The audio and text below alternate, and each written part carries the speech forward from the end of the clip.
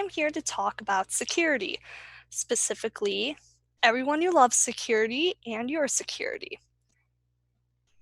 So today I'm going to talk about how we can make security solutions for the non-professional that work.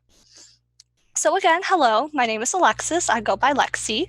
I am a junior penetration tester and I am an information systems student at Cleveland State with a minor in compliance and a specialization in web and network security. So I do a lot at college, and that's most of my life right now. I don't, because I'm in college, I don't have the typical 9 to 5 job. I have semester breaks, I have random holidays that the university offers me, and I'm home often. And one of those things being spring break. My spring break plans were sadly ruined due to the current global pandemic that's going on. But because of that, I'm home now. And don't get me wrong, I absolutely adore my family and my friends, but it comes with some not so fun things. Anybody that's ever worked in tech, whether it's security, development, quality assurance, has always dealt with playing personal family tech support. Everyone's favorite job, right? You love your family dearly, you want to help them, but there's only so much you can do. So now we're home. You're not relaxed. Aside from everything else that might be going on in your life, you have your uncle, your great aunt, and your mom asking you to help them fix their printers, fix their emails, and everything else that might potentially be wrong. Good news is you got a new job out of it. Again, you're playing family tech support. Bad news is none of your coworkers have been trained yet. Manager mother, director father, CFO cousin, none of them really know what they're doing yet. And you want to be able to help them because, again, you care about these people. They're your friends, they're your family. But they also don't come from the technical background you might have of working in a corporate software development environment. You can talk back and forth with your coworkers every day about technical things, but you can't necessarily do that with maybe your great aunt who barely knows how to operate her iPad. So, due to this, going back and forth and having our own personal struggles, I was going back and forth with one of my mentors regarding this. And he was talking about one of his previous companies that he worked at, and he brought up a method that they use specifically in sales and help desk that they use to find solutions for customers. And it was ask, understand, personalize. And I ran with that. Now, I'm not in sales. If you paid attention to a little bit of my background, you could see that I'm very technical. I like my computers. So, how can we take something that's sales oriented and make it computer oriented? Introducing Duck. Duck stands for discuss, understand, customize. So, discuss is pretty obvious. You sit down and you discuss with your client, in which case this is your friend or family member, about what the problem is. So that's them coming to you and saying, I broke this. This isn't working. Why is this not working now, but it was working the other day? So that initial hump of getting the basic information that you need, and then understanding it. You might have a family member that maybe their printer jammed because their son shoved cookies in it. Why would there be cookies in the printer? Well, you got a 3-year-old kid there. Understand why this mistake might be happening, why this lack of security is happening. Is there a lapse of knowledge? Is there just a misconfiguration? Why is it occurring? And then customizing it. So the biggest thing there is sitting down with your customer, your family member, and bringing up a solution that works best for them. The goal of Duck is to be able to develop a solution for the people that you care about that is tailor fit to them to the point that they can stand it up and run it on their own with little to no intervention from you after. Everybody loves a custom solution. Working in the corporate world, we see it all the time. Clients love when you make one simple, small, customized module for this giant piece of software. It keeps the customer happy and it keeps them coming back and relying on you for more updates, more software. And everybody's happy at the end. So the goal of having a customized solution for everybody is the goal of this. But you can't have that without sitting down and having a conversation about that. Having this sort of checklist will also make sure that you hit your points without being mean about it. Completely guilty as charged. I've had conversations with my mother, my father, friends, and other family, and I've come off harsh when trying to help them figure out different computer problems they might be having. It happens to the best of us. So by putting these in place, it'll be able to slow the corporate brain down, pull out the more personal frame, so you're able to derive a better solution without upsetting anyone you truly care about. So I'm going to go now into a few examples of Duck and how it can be used and why I feel it should be used. Granted, all of these are just examples. Depending on your situation and what you might be using this for, your situation is going to vary. You're going to have different solutions. You're going to have different conversations. But I feel like this is a great guide that you can put in a technical matter or in just everyday personal problem solving. So the first one, Grandpa locked himself out of his email. So you have your grandpa, and again, locked himself out of his email. Happens to the best of us. We forget our password. It happens. But here's the thing.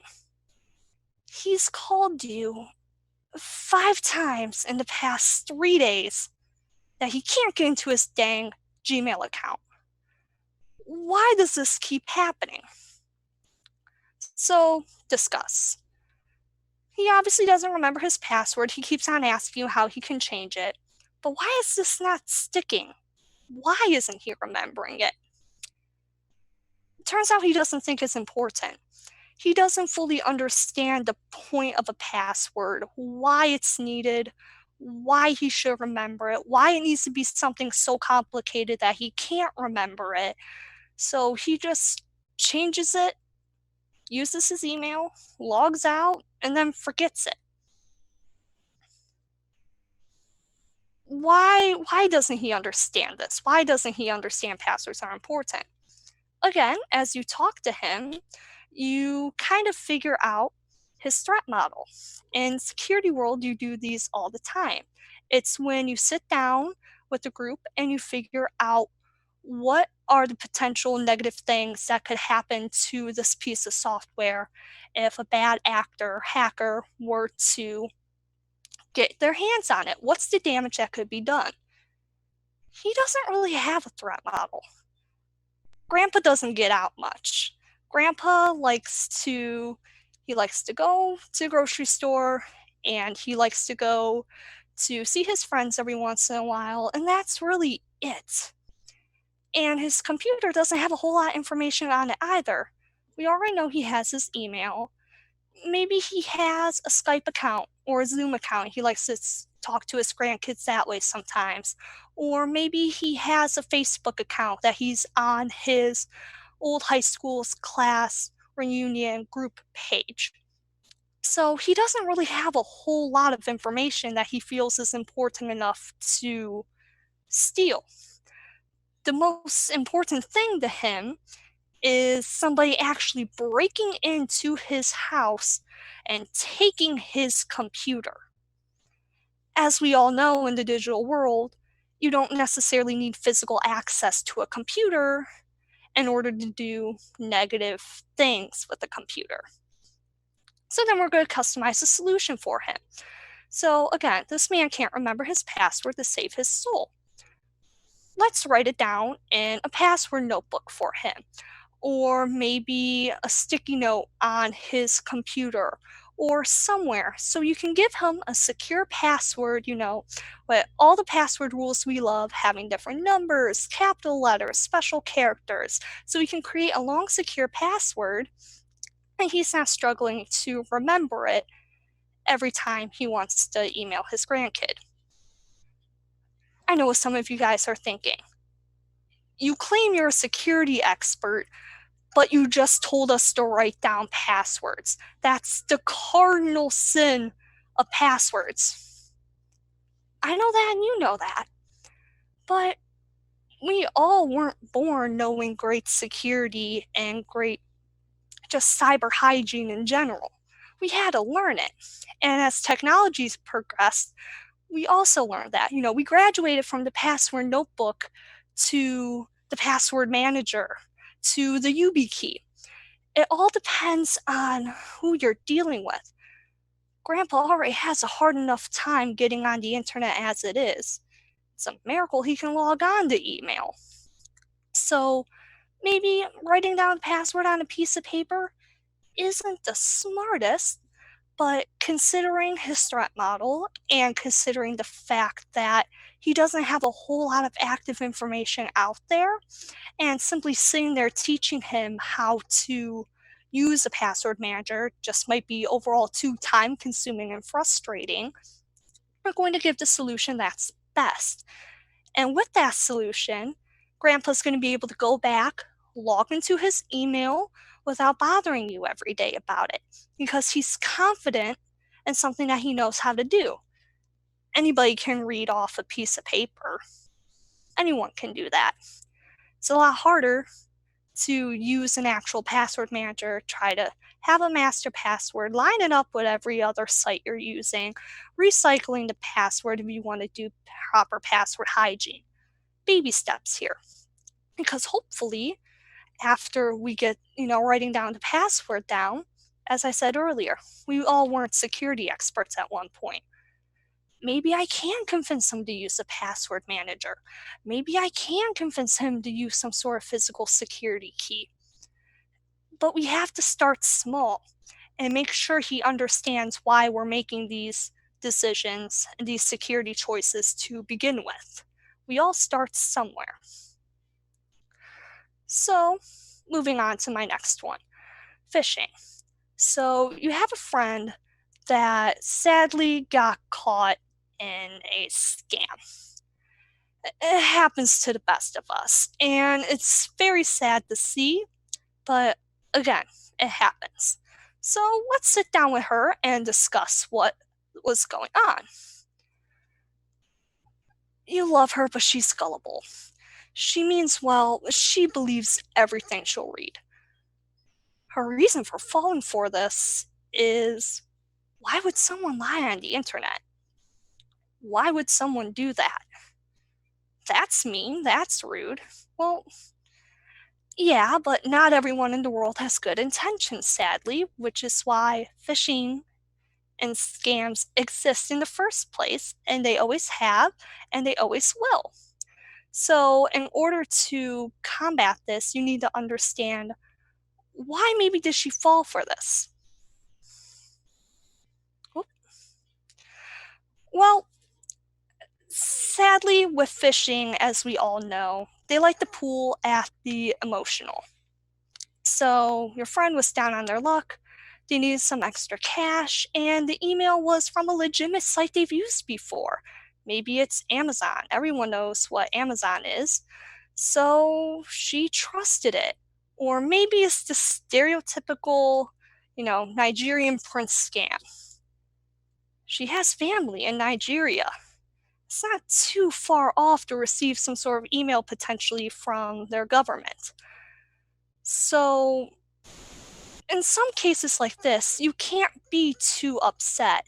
They had a legitimate reason as to why they were going down this path.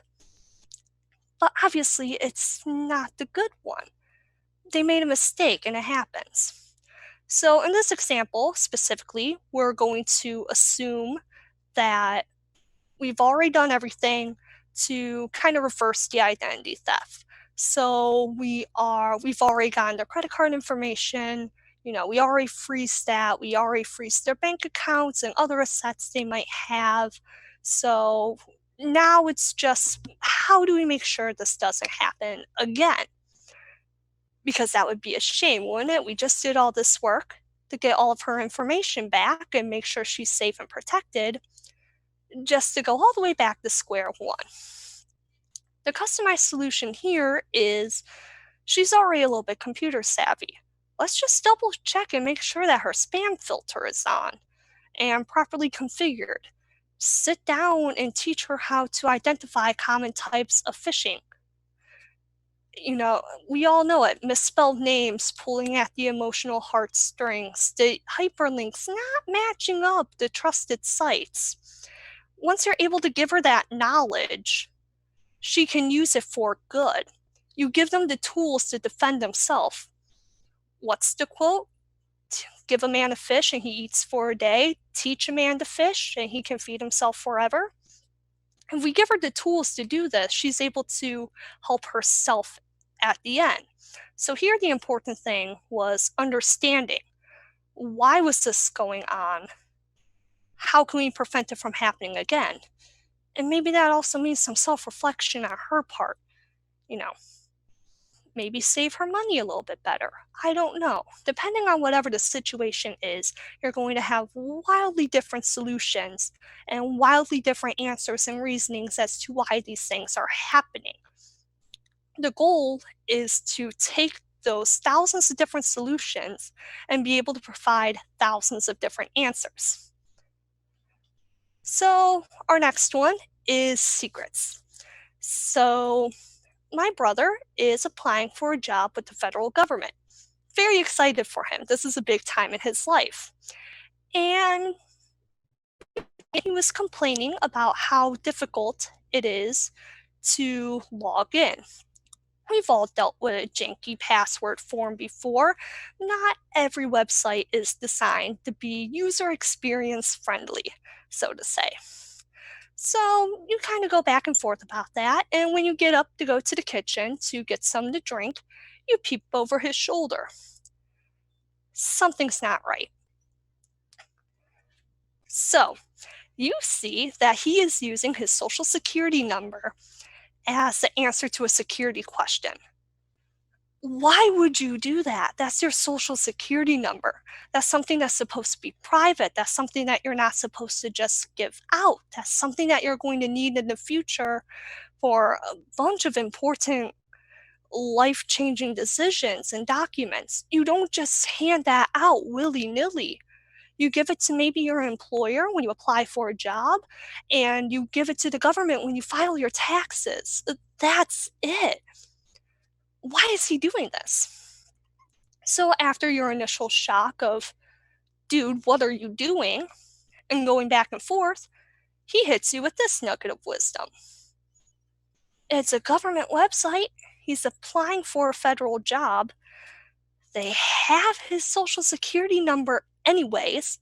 It's something that's easy to remember, but hard to guess. Not everybody's just going to have that information. And again, it's a government job he's applying for. They already have this information on him. So giving it again isn't that big of a deal. Even me as a security person, he kind of followed a good set of logic there, especially when he was saying, it's something that's easy to remember and hard to guess. Isn't that what they say to use for other passwords and security questions? You want to make it easy for yourself to remember, but not others. We've all seen the correct horse battery staple XKCD comic. It's a very valid and quite real point. I don't blame him for believing that. And even then, I can kind of overlook the whole, well, it's a government website anyway. Fair, they already do have that information on file stored somewhere.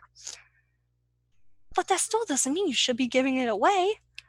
Just because your friend has your phone number doesn't mean you should be giving that same phone number to a random stranger. So who's to say that's not happening on government websites?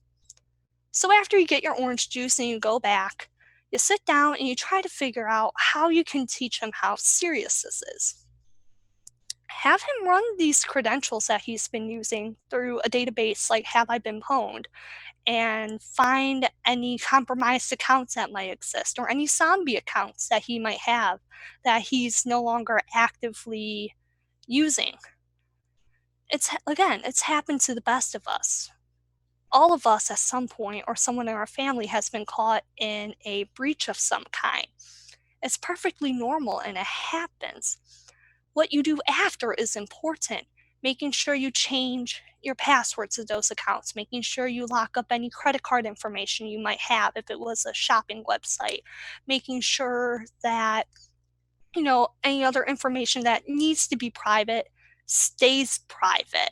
So having that information there and being able to go, oh, I messed up, but then being able to fix it, it's going to be better for you in the long run. So if he's able to learn, well, okay, so people other than the government can possibly access my information, maybe he shouldn't use government information or any other personal information he doesn't want out there. A big one we see nowadays is everyone has a social media account, right? Whether you have Facebook, Twitter, Instagram, Twitch, anything, you have personal information on there. You have your name, your birthday, maybe you have pictures of your spouse, maybe you have pictures of your kids and your pets.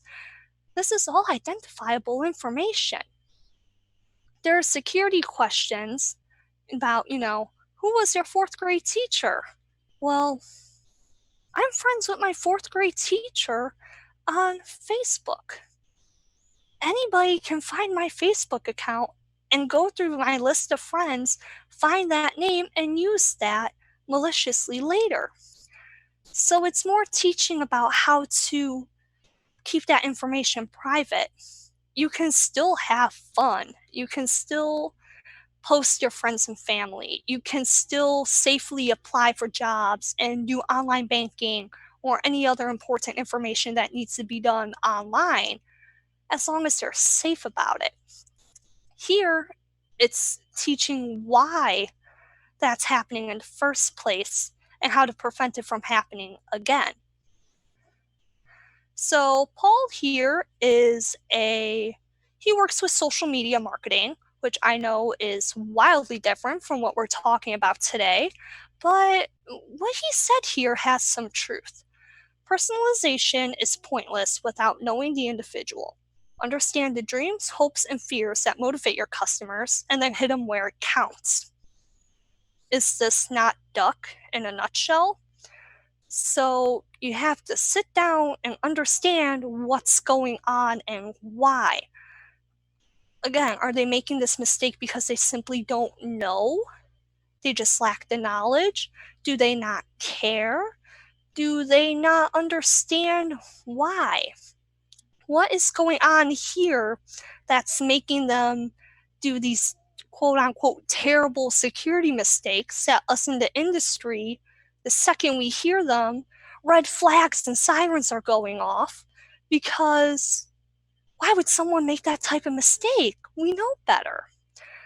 So once you're able to go over that hump and understand why, then you can create the perfect solution for them. And they're going to be proud of it. People don't want to learn if you're not going to be nice about it. Think about back when you were in K through 12 schooling. Your favorite teachers were probably some of your nicer teachers. They were the ones that were willing to sit with you after school and help you. They were the ones that were willing to adjust things if needed and not give you crazy assignment due dates. They were the ones that were willing to work with the students and yourself. So that leaves a great impact. Maybe you hated history. You cannot memorize dates. You cannot memorize these names of these presidents and generals and world leaders. You hate it.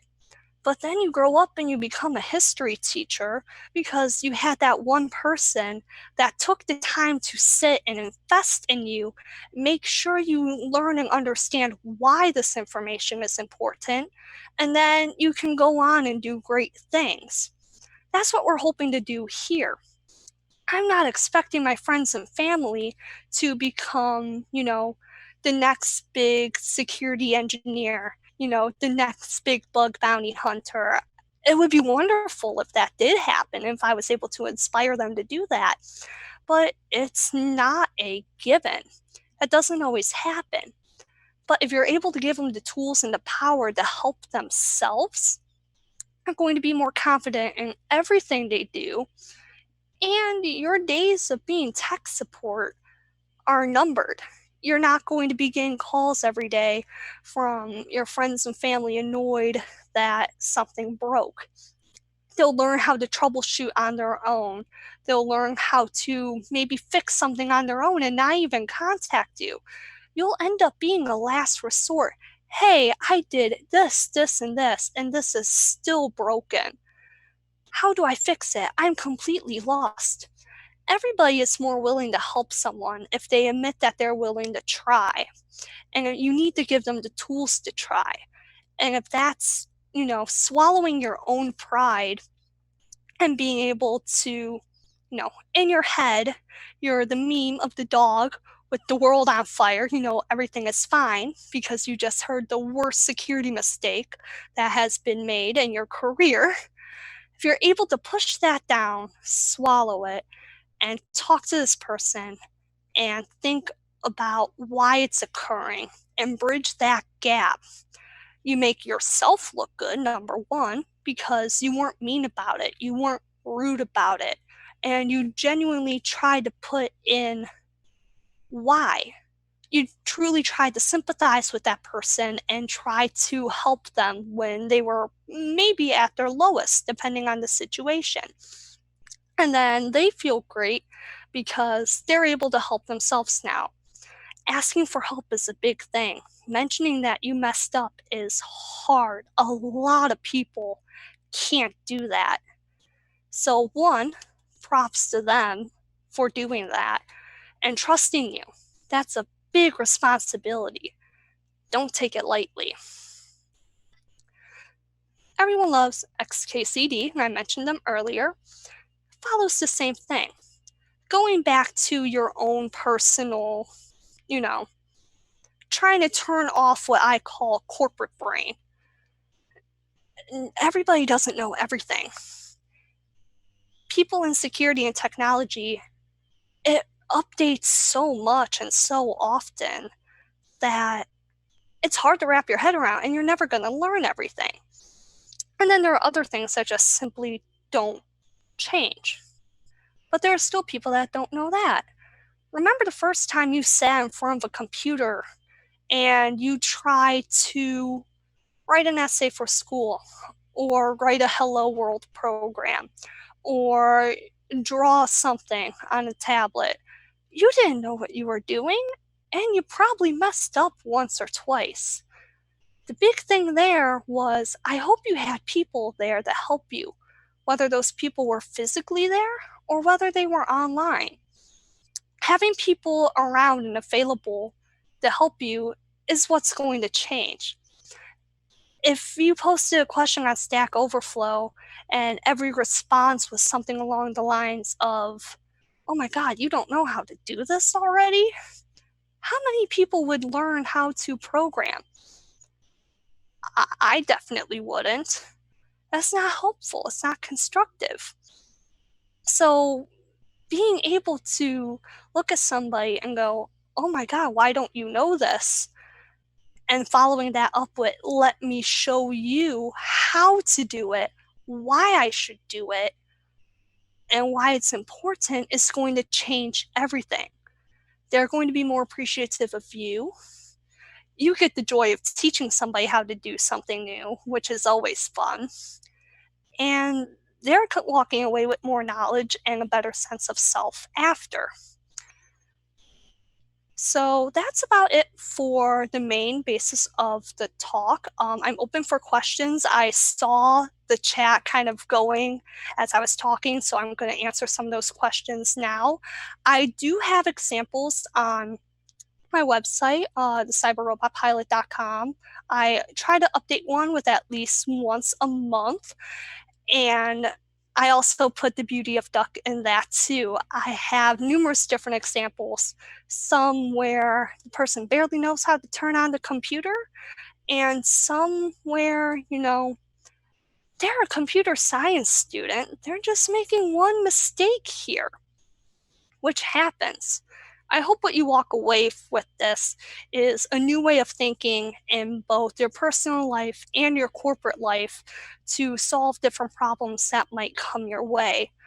There's always going to be room for improvement and there's always going to be room for change. But this philosophy and step-by-step introduction in and of itself will be something that will help you and any other team or person you come in contact with. So I'm not ignoring you. I'm looking at the chat. I know I saw some questions earlier. So,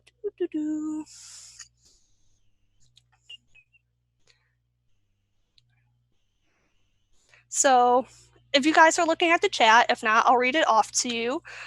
Josh Gatka said, I always told people that if I had to choose between grandma using one password everywhere or hiding a notebook of passwords in her desk, I'll take the notebook every time. You have a point.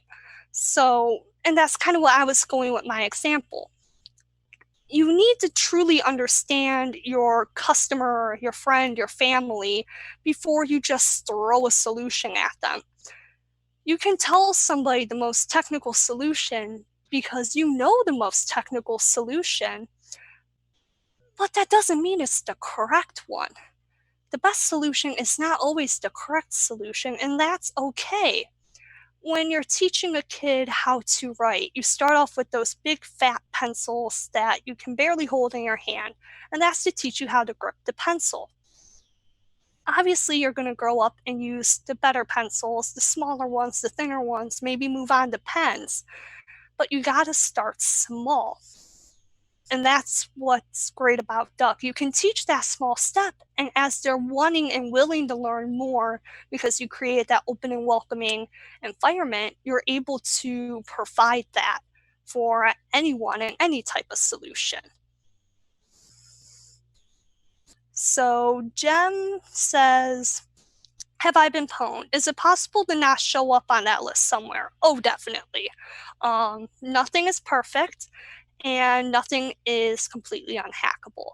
So usually when something is caught in some sort of security or data breach, I can't remember the exact number off the top of my head, but it can take months before that information is released to the public, which is why your company might have mandatory password change day, even though, oh my God, I just changed this 3 months ago. I have to change it again, because even though the chances are rather low of you being caught in a breach in that such short period of time, it's not completely impossible.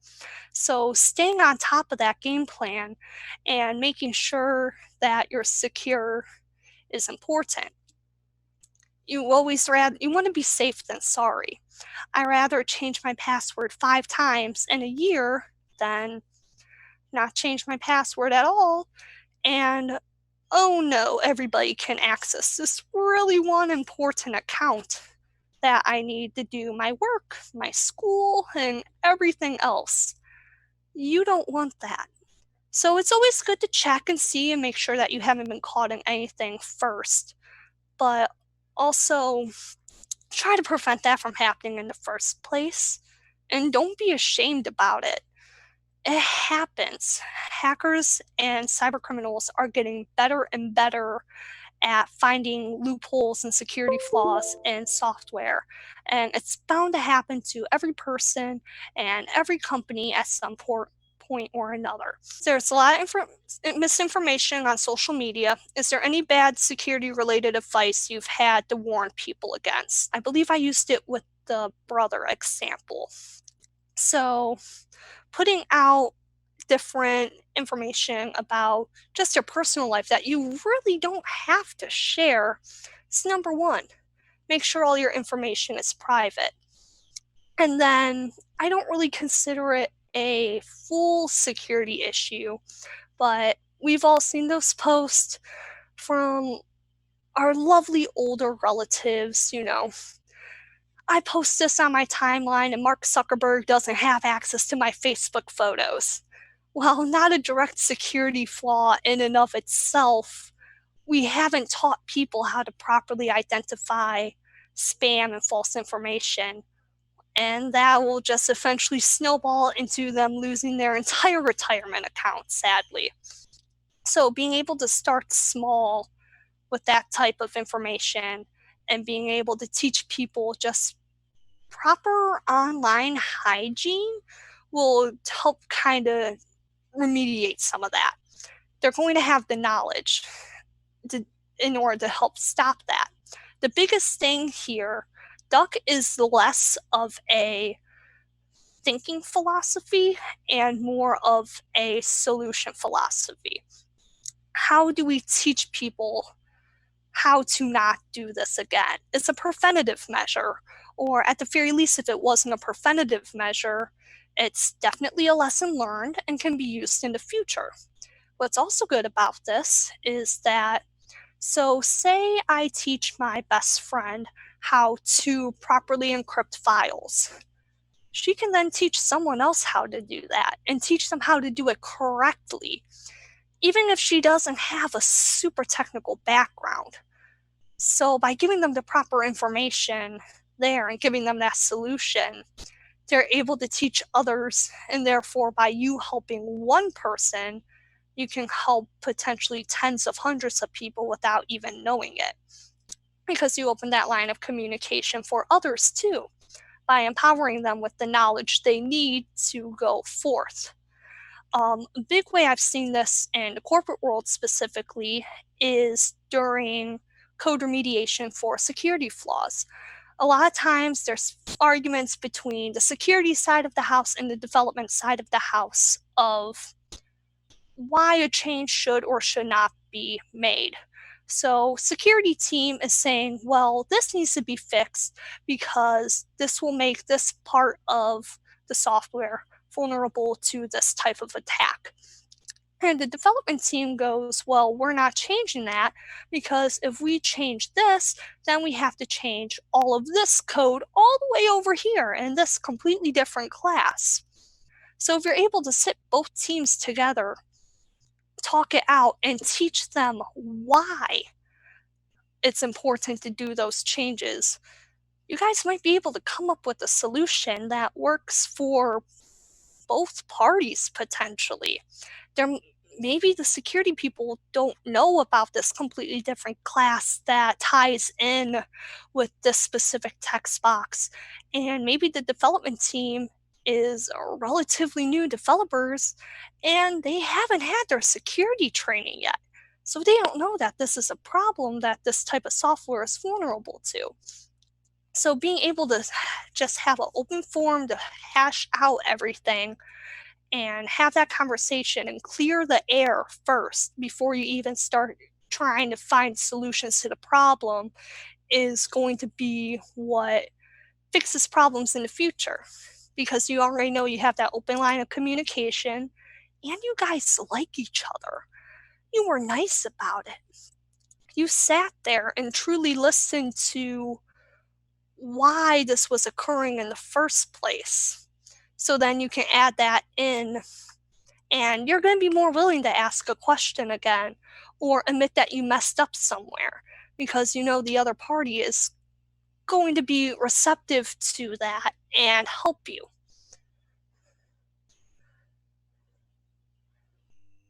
So thank you, Callista. I hope I'm saying that right.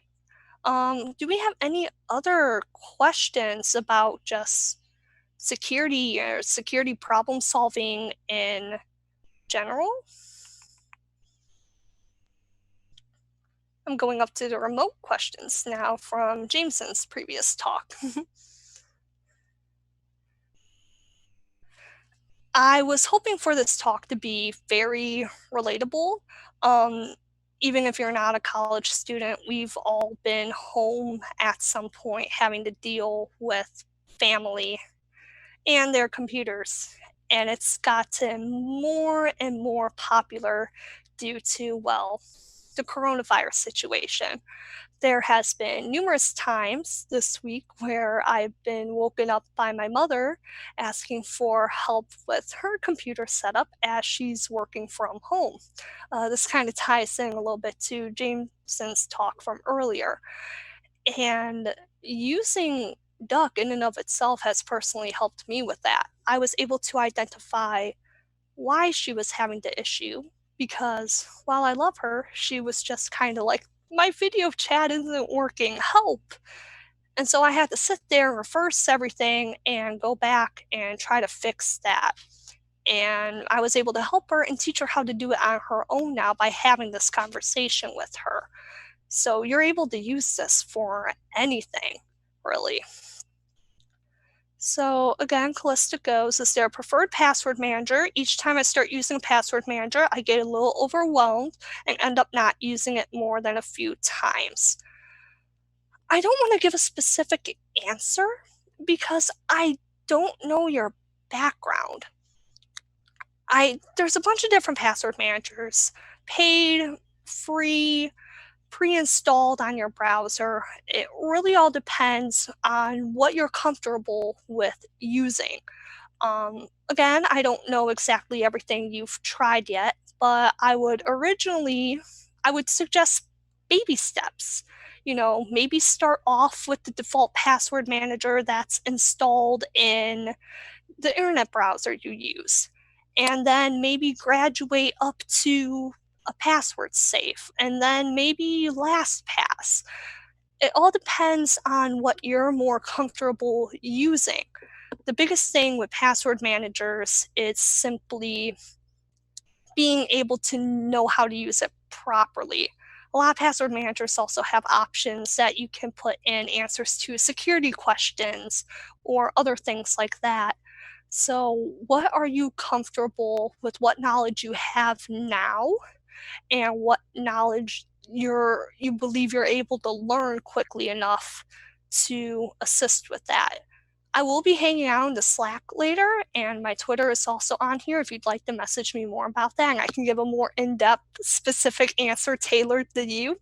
Here we go again. I'm using Duck, and we can go from there, and we can hopefully find a perfect solution for you. So awesome. So SolidWire asks, awesome stuff for prevention. I know a lot of relatives that can benefit from this level of care. Do you have any suggestions if we are past the prevention point and into the recovery phase? Yes, and it's the same thing. So here, this fits in with the example I used earlier of the friend that got caught in the scam. So maybe they're talking to you now because, oh my God, they have access to all my bank information. Okay, let's calm down. Let's figure out what happened. What did you click? Who did you contact? Let's do that first. And then let's take care of the things we know we can't control. So maybe you have your banking app on your phone. Can you freeze your credit card right then and there? Or do you have to call them in 24 hours when the branch is open?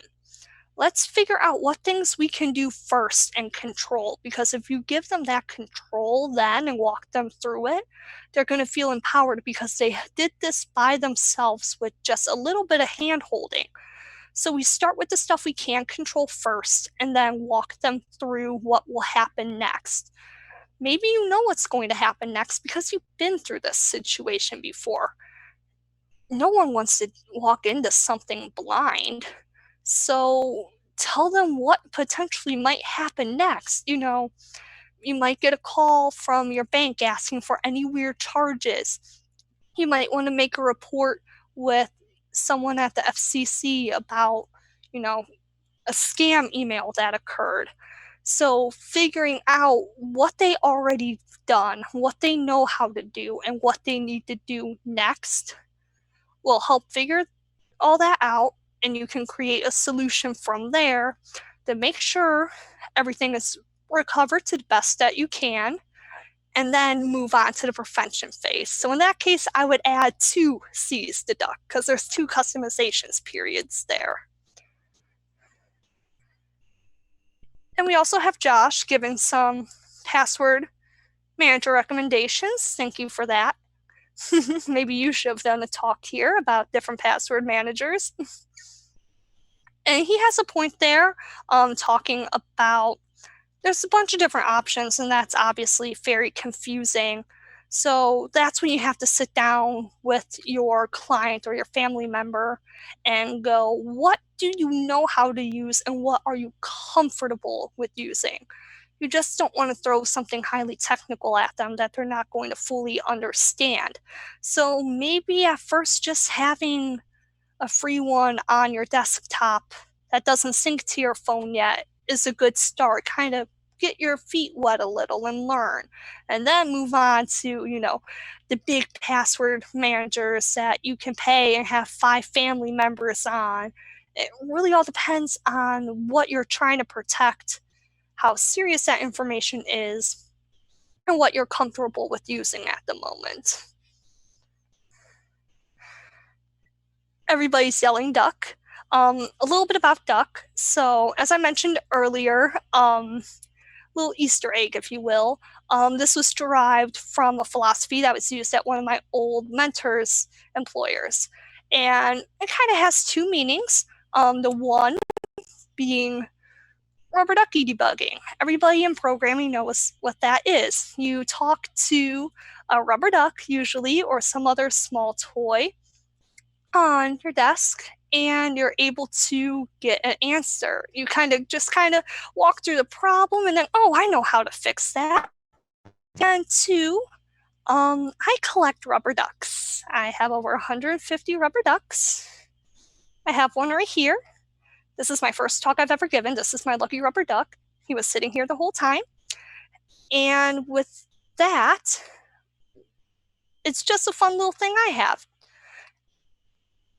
So with that said, Chris just told me I have about a minute left. I'll take any last minute questions I can answer in that minute. If not, again, I'll be free in the Slack channel for just about the rest of the day. Thank you to everyone that attended. Thank you to everyone that helped set this up. I was very happy to come and do this today, and I know all the other speakers were happy too. And I hope everyone got something new out of this and a new way to look at security problem solving in the future.